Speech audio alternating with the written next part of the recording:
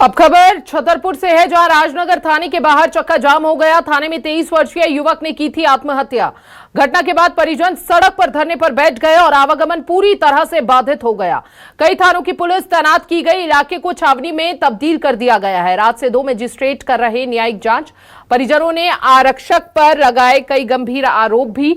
50,000 रुपए मांगने का आरोप है। देवेंद्र पटेल ने दी प्रतिक्रिया। छतरपुर में स्थिति तनावपूर्ण काफी ज्यादा देखने को मिल रही है। यह बड़ी जानकारी इस वक्त आपको दे रहे हैं, जहां राजनगर थाने के बाहर चक्का जाम कर दिया गया है और आवागमन पूरी तरह से बाधित हो गया है। थाने में 23 वर्षीय युवक ने आत्महत्या कर ली थी, जिसको लेकर घटना के बाद परिजन सड़क पर बैठ गए।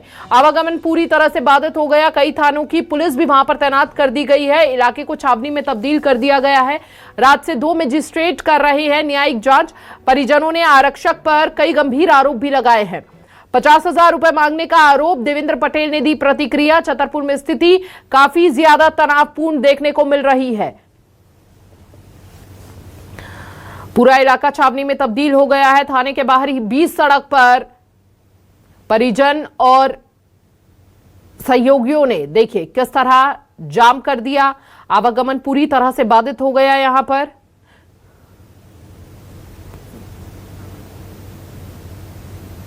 खेत पे वो लड़का पानी लौट रहा था, उसके खिलाफ ना कोई FIR हुई।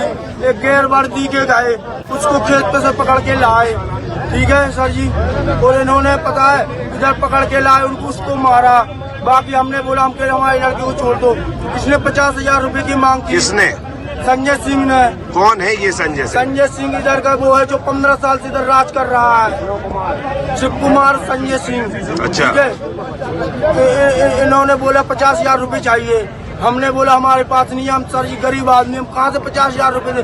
हमारी कोई नौकरी लगी नहीं है, 50,000 रुपए कहाँ से ला के दें? अब आप लोग क्या चाहते हैं? हम बोलते हैं कि जो कानून का नियम है, जो मर्डर का केस में जो कानून के नियम से जो सजा दी गई है ऊपर से, वो सजा इन लोगों को दी जाए।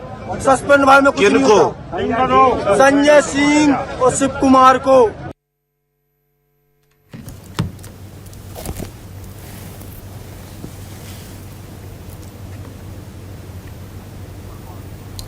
ज्यादा जानकारी के लिए संवाददाता रणधीर परमार हमारे साथ जुड़ चुके हैं। रणधीर, परिजनों में खासा गुस्सा है इस पूरे घटनाक्रम को लेकर, क्या कुछ मांग कर रहे हैं? साथ ही साथ आरक्षक पर भी कई गंभीर आरोप लगा रहे हैं परिजन।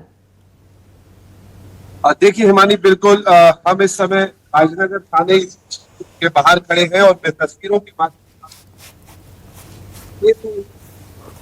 यहाँ पर राजेश पटेल ने बीती दोपहर अपने प्राण त्याग, और निश्चित ये सवाल खड़े होते हैं कि आखिर प्राण क्यों त्याग दिए गए। अब आपको दूसरी तस्वीर दिखाते हैं, ये थाने की बाहर की, जो आप देख सकते हैं कि इस समय हम थाने परिसर के अंदर है और थाने परिसर के अंदर बैरिकेड के साथ लगभग 5 थानों की पुलिस, 4 DSP, SDOP यहाँ पर मौके पर मौजूद है, कई CI मौके पर मौजूद है। और इस थाने के बाहर जो है वो ग्रामीणों की, परिजनों का आक्रोश देखने को साफ तौर पर देखा जा सकता है।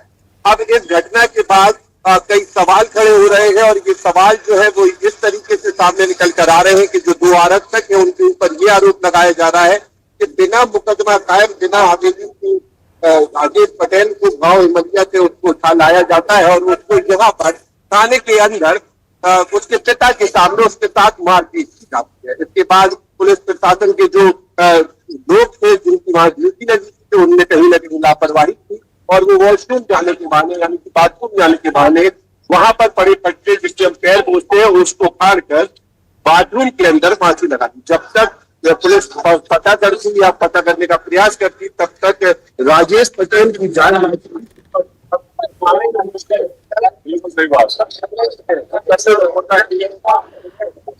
किया गया है।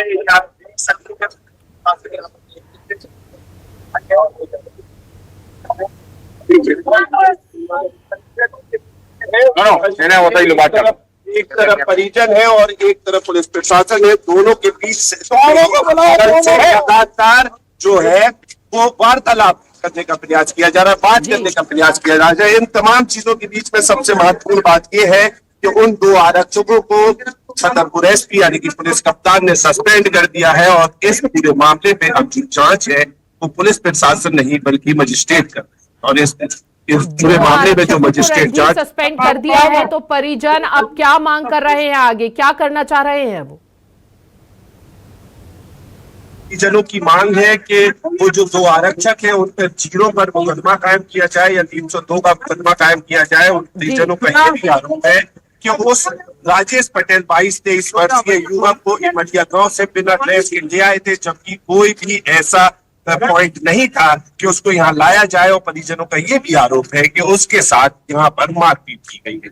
अब सवाल कई खड़े होते हैं कि क्या आत्महत्या है, क्या हत्या है, लेकिन पहले प्रथम दृष्टि से अगर देखा जाए तो वो वॉशरूम गया और वॉशरूम जाकर उसने अपने प्राण त्याग किए, जिसके बाद स्वाभाविक अपने साथ क्या ले गया था, क्योंकि अक्सर किसी भी अगर कोई भी शंका होती है किसी भी अपराधी पर तो पूरी चेकिंग होती है, उसके बाद ही थाने के अंदर बंद किया जाता है या पकड़ा जाता है। वॉशरूम भी जाने पर पैनी नजर रखी जाती है पुलिस द्वारा, आरक्षकों द्वारा। तो जब वो वॉशरूम में गया तो ऐसा क्या साथ में ले गया, क्या तब किसी का भी ध्यान नहीं गया उस तरफ? बिल्कुल हिमानी, वहां पर महिला डेस्क में उस युवक को यानी कि राजेश को महिला डेस्क में रखा गया था, उससे पूछताछ की जा रही थी और पूछताछ करने के दौरान जिन आरक्षकों को ड्यूटी थी, सूत्रों से मिली जानकारी हम कंफर्म नहीं कहते, लेकिन सूत्रों से मिली जानकारी के हिसाब से जिन लोगों की ड्यूटी वहां पर थी वहां पर वो नहीं रहते हैं, दूसरे आरक्षक वहां मौजूद थे। तभी राजेश कहता है कि मुझे वॉशरूम जाना है। तो वो जो पुलिस आरक्षक था, नाम अभी तक सामने निकल कर नहीं आया है, परिजन तो कुछ और बोल रहे हैं। परिजनों का तो कहना है कि ये परिजन है कि हिमानी उनके चाचा के बेटे हैं जिन्होंने हमसे अभी बात की थी और अभी भी कई लोग मौजूद हैं। आपसे बात कर रहे हैं, थोड़ा सा मौजूद है और इनके क्या मांग है, क्या आरोप है, हम उनसे ही जानते हैं। क्या नाम है आपका? सर देवेंद्र पटेल नाम है। क्या चाहते हैं आप? हम चाहते हैं कि हमारे को न्याय मिला, न्याय चाहिए हमको, न्याय। जो 302 में जो सजा होती है हमको वो चाहिए। दोनों आरोपी है, मैं कह रहा हूँ। नहीं, आपकी मांग है, आप किससे चाहते? हम चाहते हैं कानून से, चाहते जो कानून में है कि 302 में जो सजा है वो इन दोनों आरोपियों को दी जाए। एक किसी भी कानून में नहीं लिखा कि आप ऑन ड्यूटी हो तो सिविल ड्रेस में किसी को पकड़ के ला सकते हो, कभी ये होता है? और क्या चाहते थे जो आने परिवाही से? उनकी क्या मांग थी? हमारी मांग है, जो आरक्षक आए थे राजेश को लेकर, उनकी क्या मांग? उनकी कुछ नहीं मांग, उन्होंने खेत पे से उठा के सीधा थाने में लाए। ये जो 50,000 रुपए मांगती थी इधर ला के, और हम दे दिए थे। हमारे पास पैसे नहीं थे तो उन्होंने मार डाला। इतनी मार मारी कि मर गया लड़का। तो हिमानी ये परिजन है और परिजनों का कहना है बिल्कुल 50,000 रणधीर, जैसे ही इस मामले में जांच आगे बढ़ती है और क्या कुछ कार्रवाई आगे होती है उसकी जानकारी आप पहुंचाते रहिएगा। फिलहाल आपका बहुत बहुत शुक्रिया।